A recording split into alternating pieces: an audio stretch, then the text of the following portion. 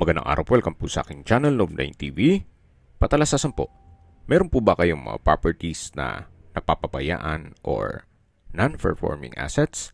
Plan nyo ibenta, pero wala kayong oras sa pagbenta nito. Kung ito'y pagkakatiwala nyo po sa amin, tawag lang po kayo sa aking numero, usap po tayo, gawin ko po ng video for free. Yes, libre po, wala po kayong babayaran. Tutulungan pa namin kayong mabenta ang inyong property. Kami na po bala sa marketing, sa boosting or paid ads. Even sa tripping, hindi na po kayo mapapagod sa pag-entertain ng mga buyers. Kami na po bala sa lahat. Tawag lang po kayo. Nandito po tayo ngayon sa Nasugbu, Batangas kung saan meron po tayong bagong video presentation. Isang brand new modern design rest house na may swimming pool. Pwede rin pong i-convert sa private resort para ito'y maging income generating. May lot area po ito na 500 square meters. Nakabakod na po buong property. At itong bahay ay may floor area na 237 square meters.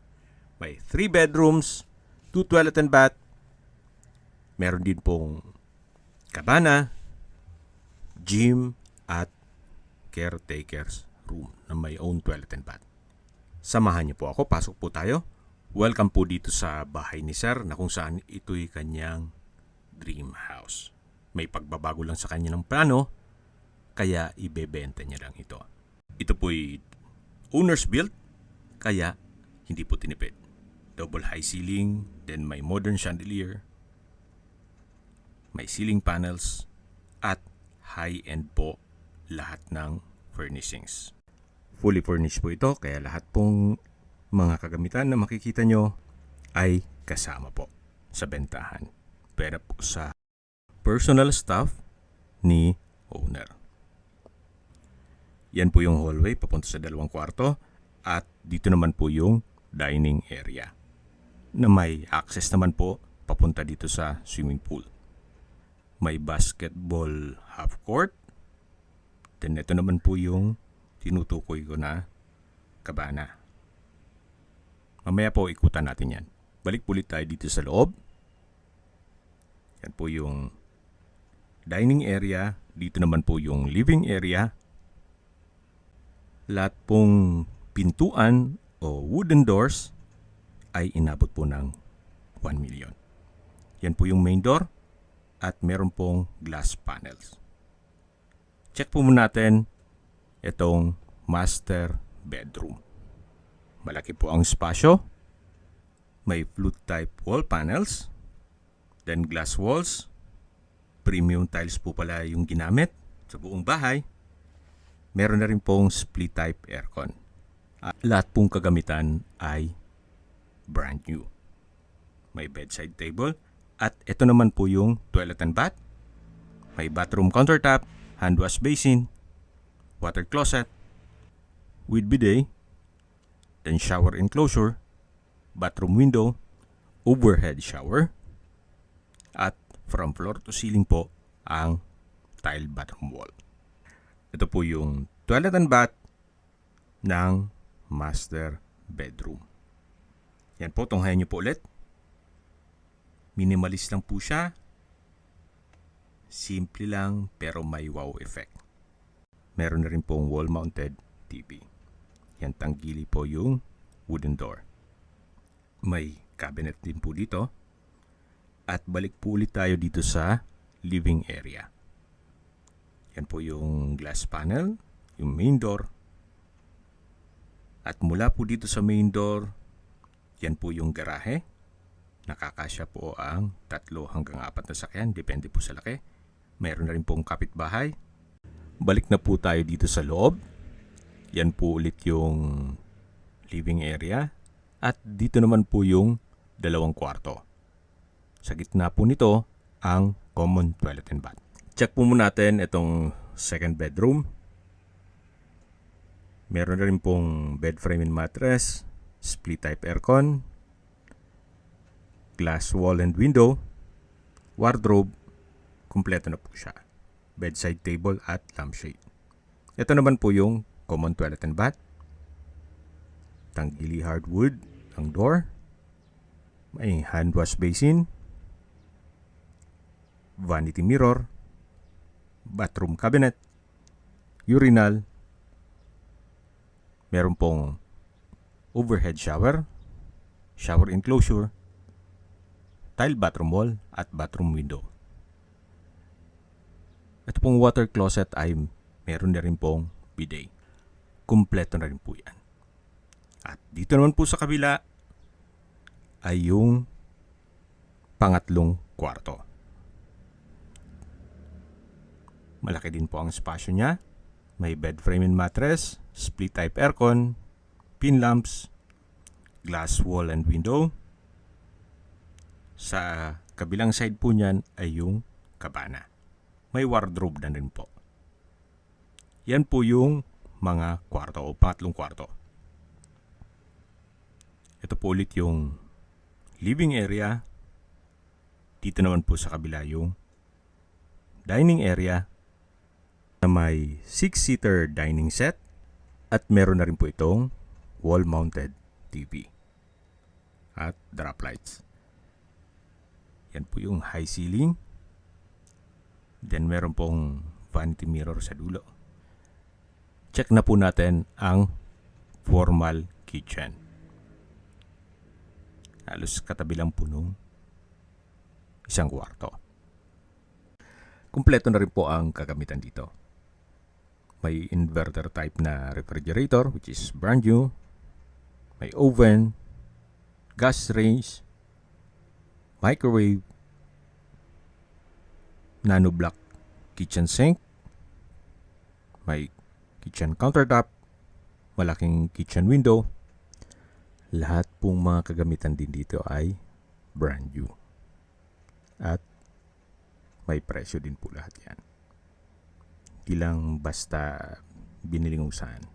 Medyo maselan po si owner pag sa mga kagamitan. At dito naman po, supposedly ito po ay maid's room. Check po natin. Pero sa ngayon, ginawa siyang laundry area o service area. Pero depende pa rin po yan sa inyo kung anong magiging use nyo sa kwartong yan.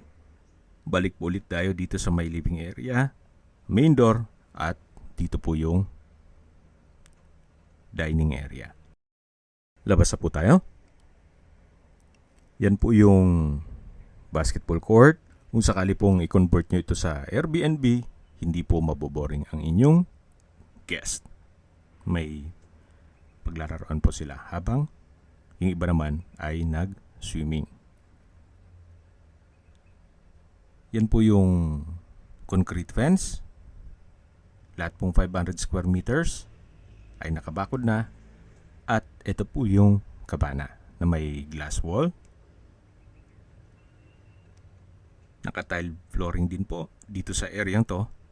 Pasensya na po kung medyo namamalat ang ating boses at may ubot sipon po tayo. Paumanhin po. Ito naman po yung kabana na nilagyan nila ng billiard table, which is kasama na yan. Meron din pong bar counter na may high chair at may kitchen countertop na may gas range at glass wall and window. May kitchen cabinet na rin po. Depende na rin po yan sa inyo kung gusto nyo enclose po yan. Punta po tayo dito sa may poolside.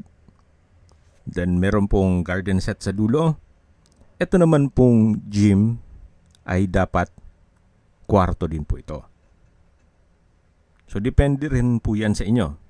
Kung gusto nyo gawing kwarto to o gawing guest room.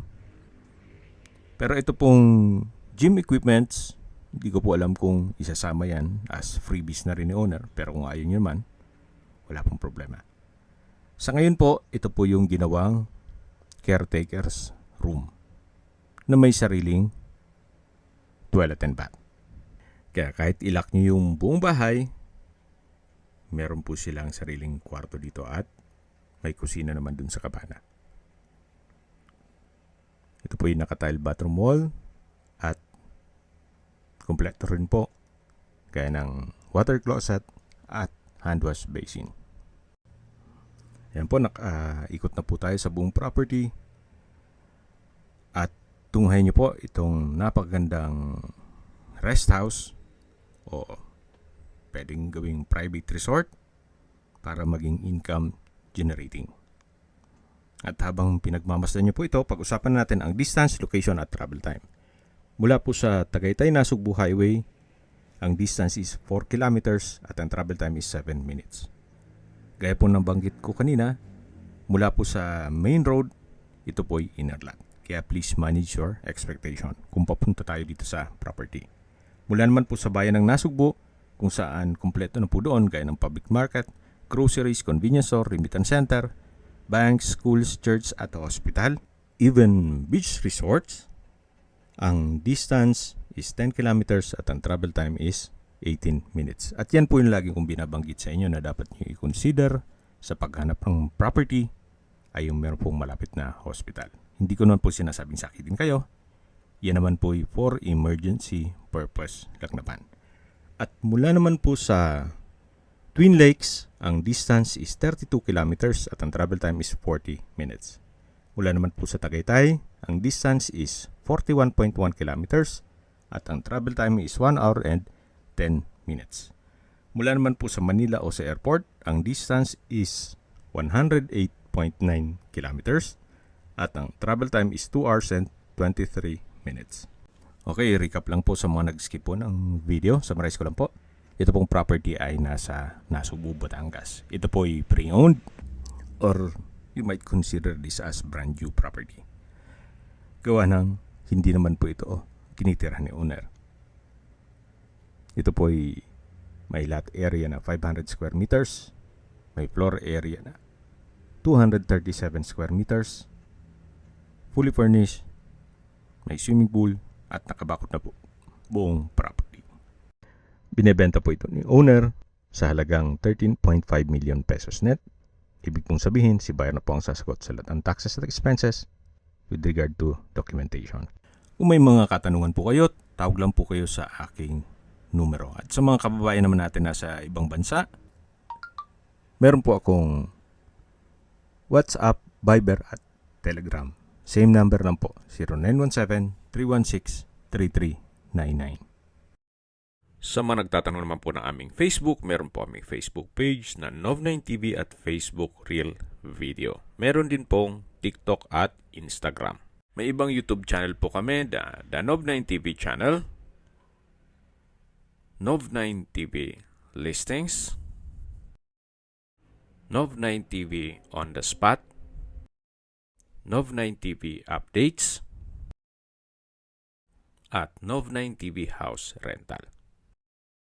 Sana po naibigyan nyo ang video presentation. Paki-like and subscribe na lang po sa aking channel para ma-update din po kayo sa aking future listings.